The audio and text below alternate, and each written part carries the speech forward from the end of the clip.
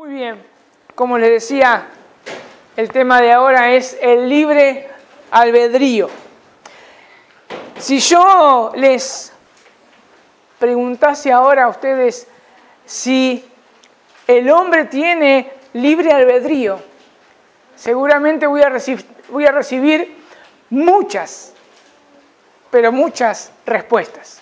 Pero por lo menos podemos recibir dos respuestas. Una categóricamente que dice no tiene libre albedrío, lo perdió. Y otra posiblemente puede decir que sí tiene libre albedrío, porque sigue tomando decisiones todos los días. Como vemos, como decía, podría recibir dos respuestas seguras. Pero, ¿qué podemos saber del libre albedrío? ¿Existe realmente la palabra libre albedrío en la Biblia? Bien, en primer lugar, la palabra libre albedrío no existe en la Biblia. No está la palabra libre albedrío. Si yo busco esa palabra, no está. Pero sí lo que hace esta palabra es me está definiendo o explicando una acción y las consecuencias que tiene una acción. Eso es lo que hace esas palabras libre albedrío. Porque no esté en la Biblia no quiere decir que no sea bíblica. No quiere decir que no sea bíblica. Porque, por ejemplo, nosotros tenemos otras palabras que tampoco están en la Biblia, como por ejemplo, Trinidad. La Trinidad explica que hay un Dios en tres personas. También tenemos otra palabra, como en teología también se llama, hipostasis. Hipostasis me está explicando aún la Trinidad, pero también me está diciendo que en Jesús cohabitan, vive tanto Dios como la persona del hombre. Ambos, 100% Dios, 100% hombre. Y para definir esa explicación, para dar una explicación acerca de cómo en la persona de Jesús habita tanto Dios y el hombre, se llama hipostasis. Pero por eso le digo, lo que hace la palabra libre albedrío es explicar una acción, es explicar las consecuencias. Cuando tocamos el tema del libre albedrío, otra de las cosas que debemos saber es que debemos tener mucho cuidado de cómo formulamos las preguntas. Y haciendo eco a lo que el teólogo Luis Berkhof dice en su teología sistemática, al referirse si el hombre ha perdido su libertad o libre albedrío, él dice lo siguiente: esta pregunta debe contestarse con gran cuidado. Fíjense cómo lo dice, ¿no?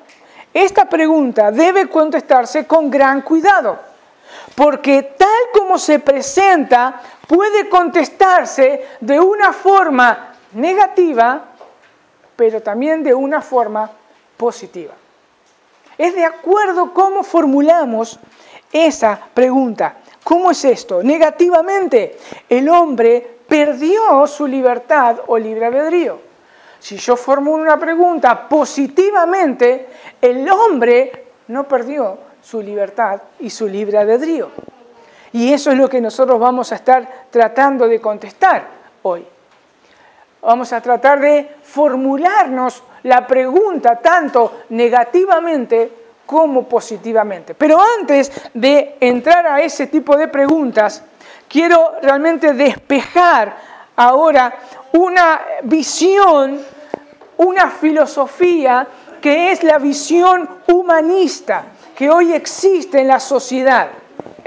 Hay una visión humanista que habla sobre el libre albedrío. El doctor Sproul dice lo siguiente: en esta visión, la humanista, en esta visión, el libre albedrío se define como nuestra capacidad para tomar decisiones espontáneamente. Es decir, que las decisiones que tomamos no están condicionadas de ninguna manera o determinadas por ningún prejuicio, inclinación o disposición. ¿Qué es lo que está diciendo acá? ¿Qué es esto de tomar decisiones espontáneamente? Bien, no es que alguien puede ser espontáneo. Yo recuerdo hace mucho, éramos chicos, estábamos un mediodía comiendo y mirando el único canal que había en ese entonces, que era creo que el 8 de Mar del Plata, me parece, ¿no? Y teníamos ahí, creo que era el canal 45, y con el AMPO ahí, tratando de mover de acá para allá para que se vea bien la imagen. Estábamos mirando televisión, canal Mar del Plata, pasaron una propaganda de la playa y mi papá agarra y dice, vamos a Mar del Plata. Agarramos ahí, no sé si juntaron todo, preparó el mate, ¿cómo se llama? La hielera, todo eso, agarramos la Chevy, nos fuimos para Mar del Plata. Uno puede decir, bueno, es impulsivo, ¿no? Pero eso es una decisión espontánea. Puede llegar a ser una decisión espontánea. Pero eso no es lo que la filosofía humanista dice acerca de lo que es espontáneo. Hay un problema en la filosofía humanista. El problema es que esta visión humanista del libre albedrío dice que lo que hago de una manera espontánea, sin nada que determine esa decisión. En otras palabras, lo hago espontáneamente sin razón. Sin razón. Sucedió de la nada. Algo que pasó espontáneamente sin razón y hago o actúo de acuerdo a esa espontaneidad. Lamentablemente este tipo de filosofía se acuñó en el estilo de vida de muchos ciudadanos, pero también se acuñó en la justicia argentina, lamentablemente, este tipo de filosofía. Déjenme darle dos ejemplos sobre cómo esta filosofía está en la vida de las personas y en la justicia argentina. No sé si recuerdan que ocurrió hace poco un hecho de justicia, entre comillas, justicia por mano propia. Un hombre fue asaltado en su comercio. Una vez que estos ladrones actuaron y robaron, este hombre sale tras de ellos y a uno de ellos los atropella y no me acuerdo realmente si muere o no, pero lo atropella. Ahora su defensa, este hombre cuando viene la policía, detienen al comerciante y su defensa lo que hace para obviamente defender a su cliente, dice, lo hizo de una manera espontánea, sin razón, lo hizo sin pensar. Él no sabía lo que hacía, dijeron. No sabía lo que hacía. Es como que su mente se puso en blanco, no sabía. Eso es lo que la filosofía humanista dice. Y por esa razón, y hay muchísimos casos más grandes que eso, alguien puede salir en libertad diciendo que lo hizo sin pensar. Que lo hizo, que no sabía lo que había hecho. Diciendo esa frase, una persona puede salir en libertad. Puede salir en libertad. Entonces vemos cómo esa filosofía no solamente dañó la justicia, también lo que hizo esta filosofía se acuñó en el corazón de cada persona.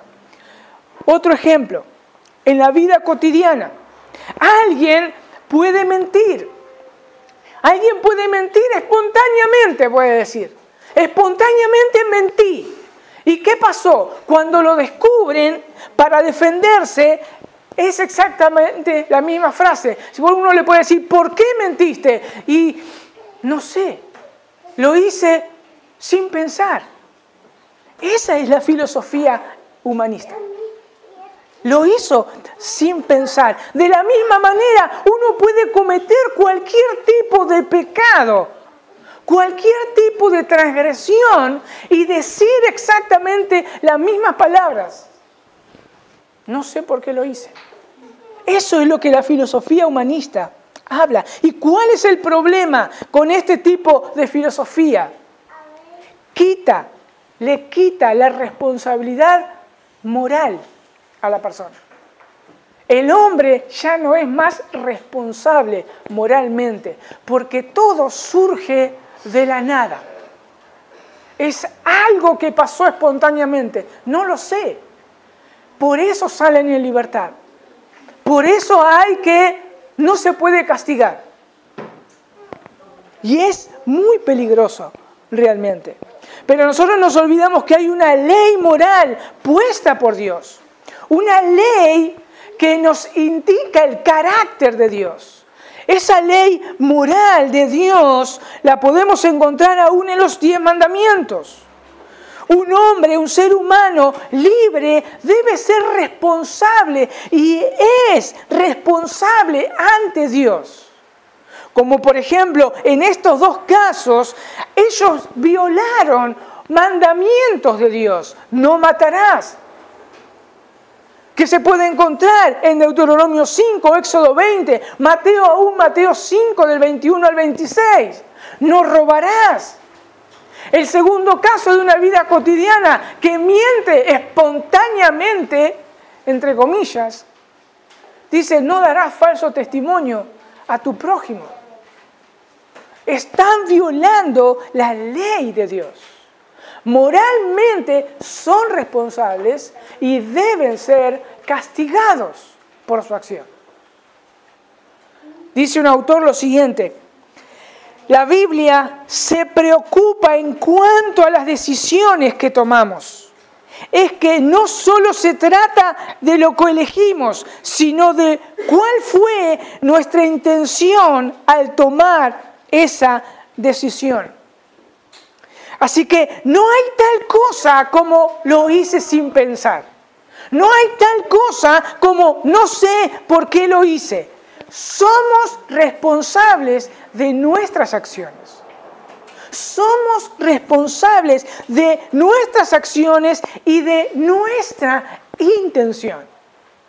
Responsables de nuestras acciones y nuestra intención. Obviamente que a veces hacemos las cosas tan rápido que parece que la hicimos sin pensar. Pareciera que la hicimos sin pensar. Y cuando nos enganchan o nos dicen el por qué hicimos tal cosa y no sabemos, tenemos que detenernos y ponernos a investigarnos y pensar en por qué tomamos esa decisión. Porque somos responsables. Somos responsables delante de Dios. Responsables delante de Dios. Entonces ya hemos despejado o aclarado la falsa visión de la filosofía humanista, que dice que el tomar decisiones espontáneamente, sin condición alguna, lo hacemos sin razón. Eso es falso, porque le quita la responsabilidad humana. Ahora, podemos empezar a contestar o formularnos las preguntas. ¿Tiene el hombre libre albedrío? Esa es una pregunta positiva. ¿Tiene el hombre libre albedrío? Déjenme leerle lo que dice Jonathan Edwards en su obra La libertad de la voluntad. Dice, la libertad o libre albedrío es la mente decidiendo. La voluntad o la libertad o libre albedrío es la mente decidiendo. Obviamente que la mente y la voluntad están relacionados inseparablemente. Lo que Edward está diciendo es que la mente considera como deseable algo y es lo que la voluntad se inclina a elegir. Eso es lo que está diciendo Jonathan Edwards. Mi mente desea algo y mi voluntad se inclina a elegir eso, lo que mi mente deseó. Pero no solo eso, sigue diciendo Edward lo siguiente. A los agentes morales libres siempre actúan de acuerdo con la inclinación más fuerte que tienen en ese momento. Los agentes libres siempre actúan de acuerdo con la inclinación más fuerte que tienen en ese momento. Todo ser humano elige de acuerdo a la inclinación más fuerte del momento. Déjenme dar un ejemplo. Considero que debo comprar una Biblia. Entonces voy a la librería.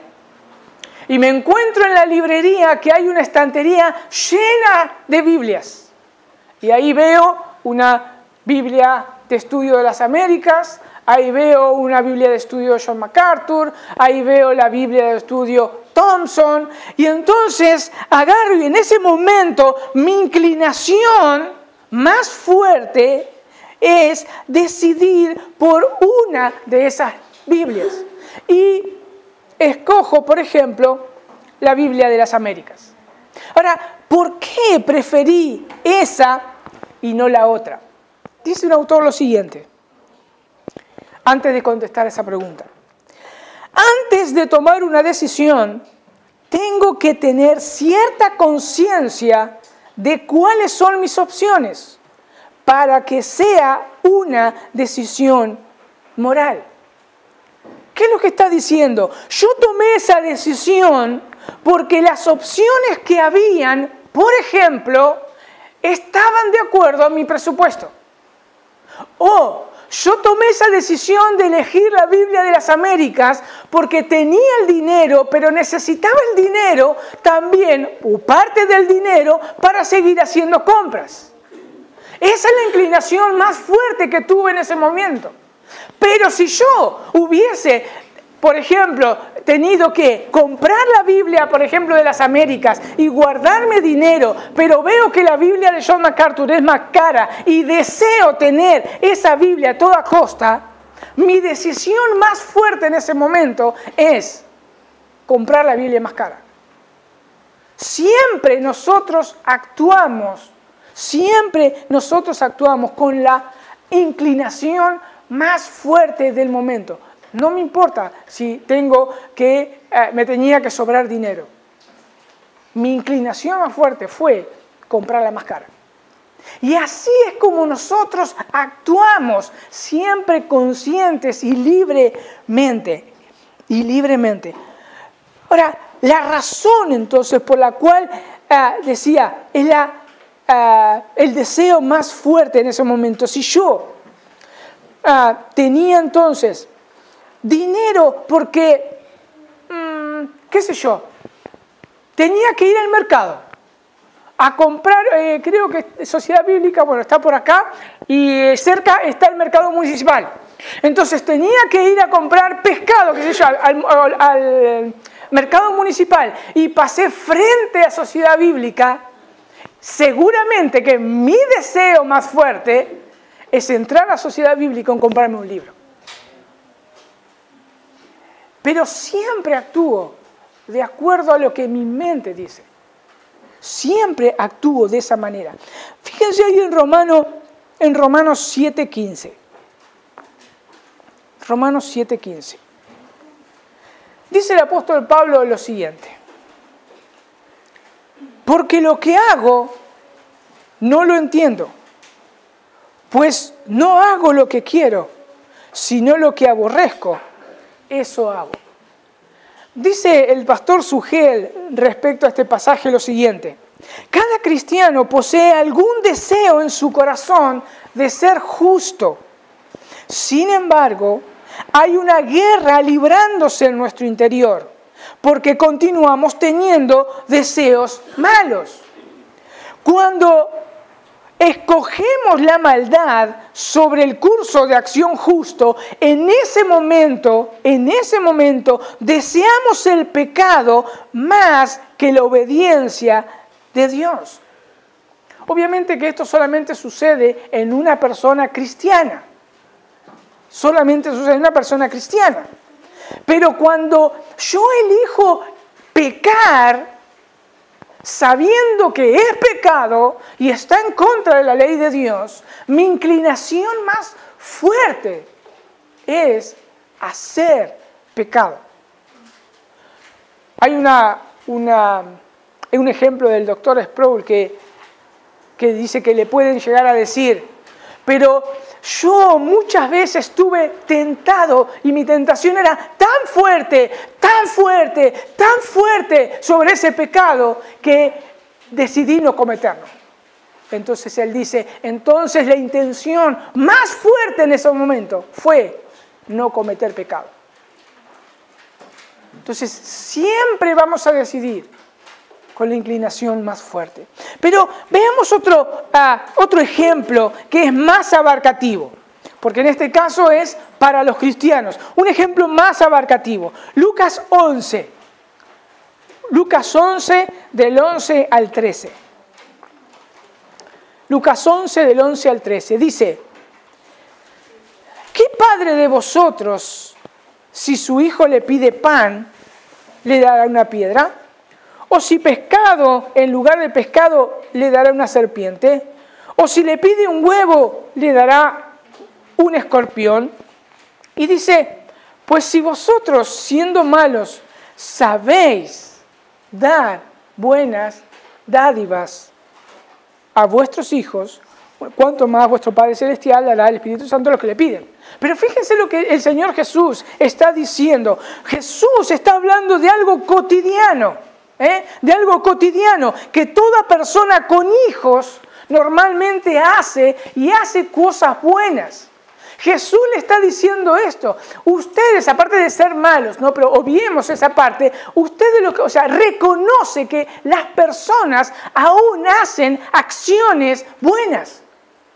Como por ejemplo, en este caso, alimentar a sus hijos. Si le piden pan, no le van a dar piedras, le van a dar pan.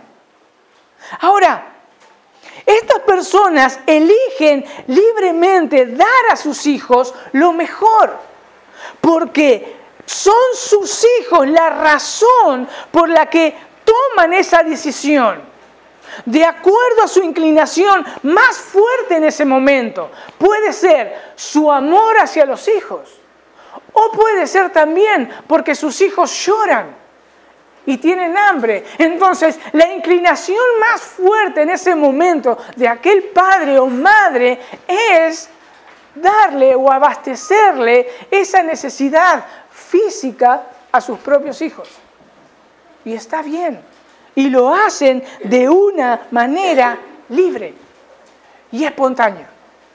Pero espontánea de una forma no humanista. De una forma libre, una acción libre.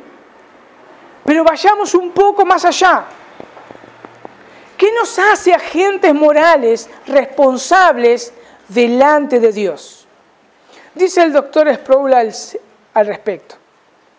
Somos agentes morales responsables porque la capacidad del yo determina mis propias decisiones. En otras palabras, las decisiones que tomamos diariamente, nosotros en nuestra vida, nosotros somos los responsables de ello. Eso significa autodeterminación. Yo determino qué cosa voy a elegir. Yo determiné en mi pensamiento qué acción tomar y mi voluntad se inclinó a lo que mi pensamiento dijo. Cada día estoy libremente tomando decisiones responsables. Pero alguien puede llegar a decir, ¿qué pasa cuando alguien restringe todas esas posibilidades en mí? Por ejemplo, me retan o me dicen que no haga tal cosa. Siempre voy a tener, aunque sea, dos posibilidades para escoger libremente. Dos posibilidades. Aunque todas mis posibilidades sean restringidas por una orden o un mandato, siempre voy a tener dos posibilidades de elegir. Puedo elegir aceptar ese reto, aceptar esa orden y hacer lo que me dicen. O puedo elegir no aceptarlo y recibir las consecuencias que me pongan. Pero siempre puedo elegir libremente. ¿Se dan cuenta? Una persona puede elegir libremente. Aunque todas las elecciones que él quiera hacer, aunque sean restringidas por una orden, siempre quedan dos oportunidades para elegir. Pero más allá, podemos ver también lo que dice Juan Calvino acerca del libre albedrío. Dice, si por libre albedrío queremos decir que el hombre caído tiene la capacidad de elegir lo que quiere, entonces, por supuesto que el hombre caído tiene libre albedrío. Se lo vuelvo a repetir.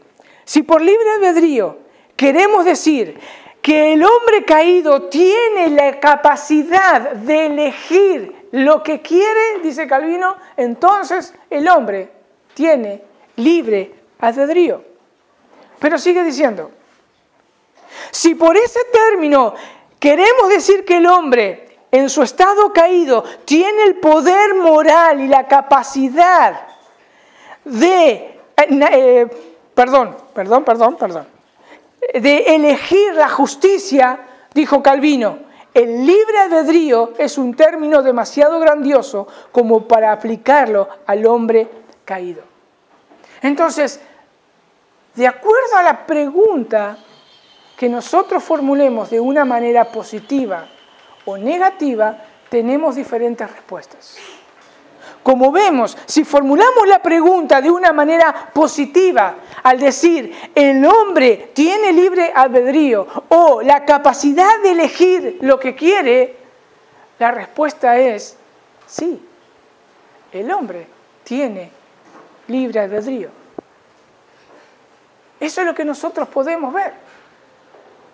Dice un autor, el problema con el pecador no es que él en su caída haya perdido la facultad de elección, porque lo vemos diariamente. Tiene su mente para pensar, aún tiene sus deseos y su voluntad. El pecador sigue teniendo una voluntad libre en el sentido de que todavía es capaz de hacer lo que el pecador desea. Ahora, esto me lleva a formular la segunda pregunta de una manera negativa. ¿Tiene el hombre caído libertad o libre albedrío para elegir la justicia? La respuesta es no. No tiene libre albedrío. ¿Por qué? ¿Dónde está el problema? Dice el doctor Sproul, el problema está en la raíz de los deseos del corazón del hombre caído. Porque tiene una inclinación al mal, un deseo por el pecado. Él peca. Por esa razón, los pecadores pecan, porque quieren pecar y lo hacen de una manera libre. El pecador rechaza a Cristo porque lo quiere rechazar. Por eso es responsable. Por eso es responsable. Fíjense lo que dice Mateo 7, del 7 al 17, para poder entender un poco mejor lo que Sproul dice. Dice lo siguiente, Mateo 7, 17 y 18. Así, todo árbol bueno da frutos buenos, pero el árbol malo da frutos malos. Un árbol bueno no puede producir frutos buenos. Frutos malos. Ni un árbol malo producir frutos buenos. Fíjense que Jesús acá está utilizando una palabra que habla del estado de un árbol. Dice que es un árbol malo. Y la palabra malo en griego es sapros. Y es una palabra muy fuerte, no es malo, como que está infectado por un bicho que contamina el fruto. Sino lo que significa esta palabra en griego, sapros, significa podrido, significa corrompido, significa que no vale nada. Lo que está diciendo el Señor Jesús, que la raíz de ese árbol está totalmente podrida. Eso es lo que está diciendo. Entonces, ¿qué es lo que vemos? El problema del pecador es que en la raíz de su corazón, sus deseos están podridos. Están podridos. La raíz de su corazón está podrida. Sus deseos, lo más profundo de sus deseos, está podrido. Por eso no podemos decir que el hombre tiene un deseo a Dios, de Dios y de las cosas de Dios, porque no puede producir esa clase de fruto, no lo puede producir, porque su raíz está podrida, su raíz está podrida. Pero fíjense también otra observación que hace Jonathan Edwards. Jonathan Edwards hace esta definición, o esta distinción, mejor dicho, entre la capacidad natural y la capacidad moral. ¿Qué es la capacidad natural? La capacidad natural tiene que ver con las capacidades que tenemos naturalmente. Nosotros fuimos creados y Dios nos dio una boca y podemos hablar. Nosotros tenemos un cerebro, una mente y podemos pensar. Nosotros podemos caminar, podemos movernos. Esas son capacidades naturales de una persona. Obviamente tenemos muchas más capacidades. Por ejemplo, tomando un ejemplo prestado, un pez tiene su capacidad natural, es andar en el agua, por las profundidades del agua, y él no se ahoga porque naturalmente está capacitado. Dios los creó de una manera para que ellos puedan moverse de una manera natural debajo del agua. No pasa lo mismo con nosotros. Nosotros, para poder meternos adentro del agua, sumergirnos y no morirnos ahogados, necesitamos de algo extra a nosotros, algo mecánico que está fuera de nosotros, para poder vivir debajo del agua. O sea, no es naturalmente, no es algo natural del ser humano vivir debajo del agua, pero del pez sí. Eso es lo que Jonathan Edwards está distinguiendo. Hay algo natural, una capacidad natural del hombre. El hombre fue creado justo, con una capacidad de ser justo o pecador. Así fue creado Adán, con la capacidad de pecar o no pecar. Cuando Adán pecó, todos los hombres después de Adán nacieron con la capacidad de pecar, no de no pecar. Entonces, lo que naturalmente hace el hombre es pecar. Es pecar. Porque tiene su capacidad natural. Entonces, eso es lo que está diciendo Jonathan Edwards aquí. Al ver esto, entonces podemos formularnos esta pregunta: ¿puede el hombre caído tener algún deseo en su corazón por Dios y por las cosas de Dios? La respuesta es no. ¿Por qué? Porque su capacidad natural se lo impide. Se lo impide. Su capacidad natural se lo impide. No puede desear a Dios ni las cosas de Dios, porque naturalmente está impedido. ¿Recuerdan lo que leíamos recién en Mateo 7? Así es el ser humano entonces. La naturaleza del árbol está corrupta. Y cuando su raíz es podrida, su fruto va a ser malo. Su fruto va a ser corrupto.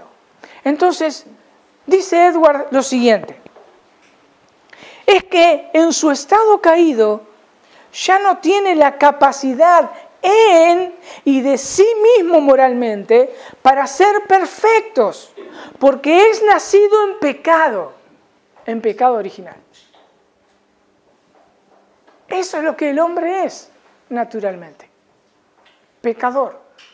Y lo único que puede hacer es pecar, Ahora, ¿cómo un hombre o un ser humano puede ser o puede tener libre albedrío para desear a Dios y las cosas de Dios? Déjenme leerle algunos textos rápidamente. En Juan 3:3 dice: respondió Jesús y le dijo: de cierto os digo, te digo que el que no naciere de nuevo no puede ver el reino de Dios. Primera condición. Tiene que nacer de nuevo. En Efesios 2:1 dice casi lo mismo. Dice: y Él os dio vida a vosotros cuando estabais muertos en vuestros delitos y pecados. O en Primera de Pedro 1, 2 y 3. Elegidos según la presencia de Dios Padre, en santificación del Espíritu, para obedecer y ser rociados con la sangre de Jesucristo. Gracia y paz os sean multiplicadas. Bendito el Dios y el Padre de nuestro Señor Jesucristo, que según su gran misericordia nos hizo renacer para una esperanza viva por la resurrección de Jesucristo de entre los muertos. Por eso Dios tiene que hacer algo en nosotros.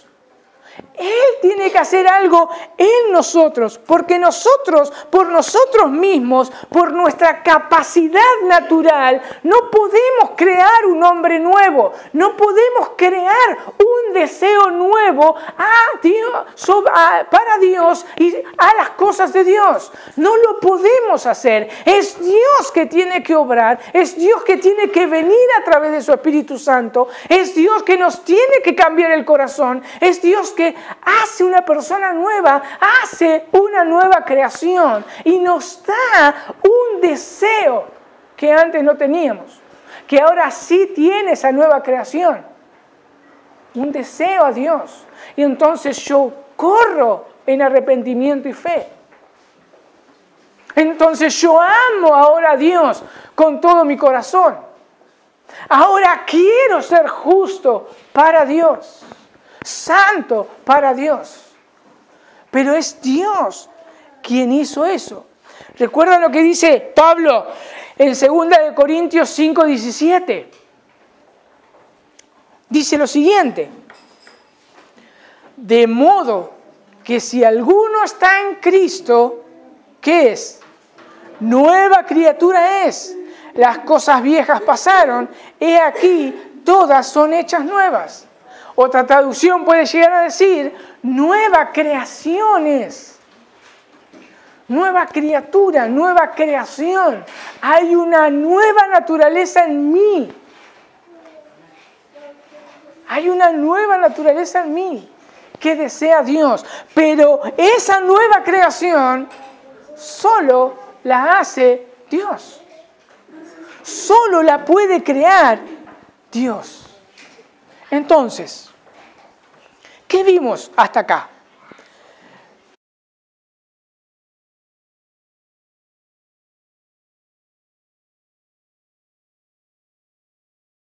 ¿Tiene el hombre libre albedrío?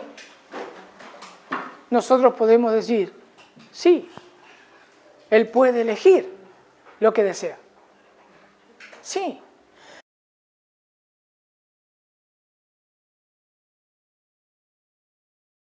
¿Tiene el hombre caído libertad o libre albedrío para la justicia o para ser justo? La respuesta es no.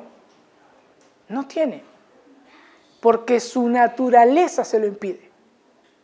Su naturaleza se lo impide. Ahora, ¿qué aplicación tiene esto en nuestras vidas? Si nosotros somos cristianos nacidos de nuevo, esto es que Dios obró en nosotros, nos dio una nueva naturaleza, un nuevo corazón, siempre vamos a estar batallando en nuestro corazón con ese pecado remanente que aún nos queda. Siempre. Hasta que Dios no venga, hasta que el Señor Jesús no venga por segunda vez y nos perfeccione por completo, nos glorifique por completo, y ahí sí vamos a estar con nuestra naturaleza perfecta. Mientras tanto, nosotros vamos a tener esa lucha continua. Por eso encontramos textos como Efesios 4:22, que dice: en cuanto a la pasada manera de vivir, dice, despojaos del viejo hombre y que está viciado conforme a los deseos engañosos, y debemos vestirnos del nuevo. Y eso es continuo en nosotros y debemos estar pensando. Cada día nosotros nos vamos a estar encontrando, tomando decisiones todos los días. Y esas decisiones que tomamos tienen que ser la mejor.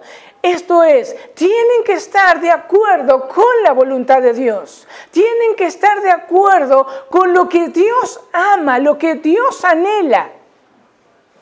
Entonces siempre tenemos que estar viendo que ese viejo hombre sea despojado.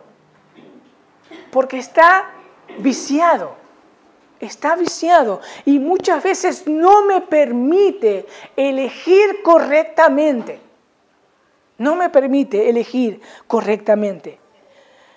Hay deseos que todavía son engañosos y debemos detectarlos a la luz de las Escrituras. Por eso es necesario lo que dice Pablo en Colosenses 3:16, que abunde la palabra de Cristo en nosotros.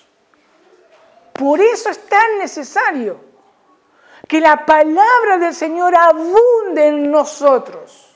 Porque hay deseos que todavía nosotros tenemos y que tenemos que combatir. Recuerdo lo que decíamos, con la inclinación más fuerte, aún el cristiano se sigue moviendo así. Con la inclinación más fuerte de ese momento va a obrar, va a decidir. Entonces debemos llenarnos de la palabra de Dios. Debemos llenarnos de la palabra de Dios. Obviamente que muchos pueden llegar a decir que ¿por qué pecamos nosotros por más que nosotros tengamos un montón de conocimiento? Uno puede decir, bueno, porque no tiene algo práctico y solamente tiene información. Bien, pero muchos podemos tener mucha información acerca de las cosas de Dios, de su voluntad, y mi vida respalda todo ese conocimiento. Eso es que estoy viviendo una vida piadosa. Pero eso no quiere decir que esté libre del pecado. No quiere decir, en un momento preciso, capaz que no nos damos cuenta, el pecado es tan engañoso, que por más que yo he orado, por más que yo tenga toda la teología, por más que yo me someta a Dios, en un instante, ese deseo más fuerte es pecar. Es pecar. Y yo deseo pecar en vez de obedecer a Dios. ¿Por qué digo esto? Porque hay en las iglesias, y lo he escuchado en iglesias evangélicas, una enseñanza que dice que en nuestro interior hay como si fuese un león bueno y un león malo. Si yo alimento más al león malo, obviamente va a vencer al león bueno. Y si yo alimento más al león bueno, va a vencer al león malo. Mis hermanos, eso es totalmente equivocado. Porque yo puedo ser, como le decía, puedo estar en comunión con Dios, puedo estar conociendo la palabra de Dios, pero en un instante el pecado me gana y yo deseo pecar. No es por la cantidad que tenemos, es una lucha que nosotros tenemos. Por eso la palabra de Dios siempre nos advierte, velad, velad. Jesús le decía a sus discípulos, velad y orad para no entrar en tentación. Esa lucha la vamos a llegar a tener. Y si yo caigo en pecado, puedo agarrar y pensar, tenemos un Salvador grande y maravilloso. Alguien que yo puedo ir. Alguien que pagó por mis pecados. Alguien que Él se humilló y Él tomó mi pecado y ahora su sangre me limpia y ahora yo puedo ir y pedirle perdón. Yo ahora puedo ir al trono de gracia para recibir gracia en ese momento. Yo tengo un Padre ahora amoroso que me va a sostener siempre. Y va a estar en cada lucha, en cada decisión, aun cuando nosotros tomemos una mala decisión y pequemos. Tengo un Salvador grande que pagó por ese pecado y puedo ir y arrepentirme y ser limpiado y restaurado. Porque ahora en mí está ese deseo de agradar a Dios. Y Dios responde a eso porque su Espíritu Santo vive en mí. Por eso Pablo le dice a los filipenses, ocúpense de vuestra salvación con temor y temblor. Con temor y temblor. Hoy nosotros, por la gracia de Dios, tenemos lo que antes no teníamos. Libertad para elegir lo que queremos de acuerdo a la voluntad de Dios. Y una libertad o libre albedrío para ir al trono de gracia, para orar, para leer su palabra, para poder andar en santidad.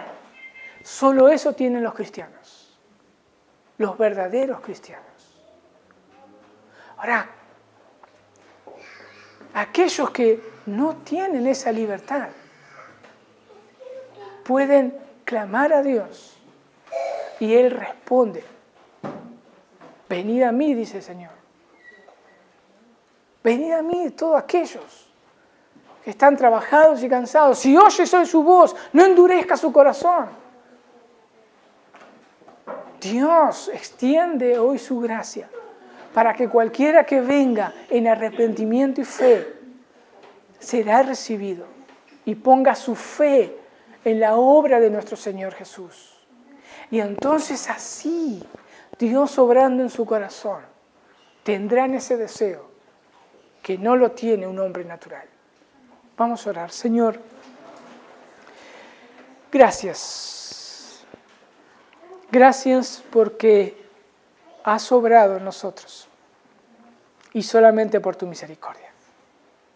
Obra en los corazones de aquellos que no te conocen. Señor, tú eres un Dios justo, un Dios bueno, todopoderoso.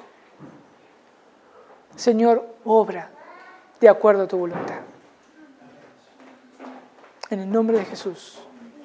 Amén.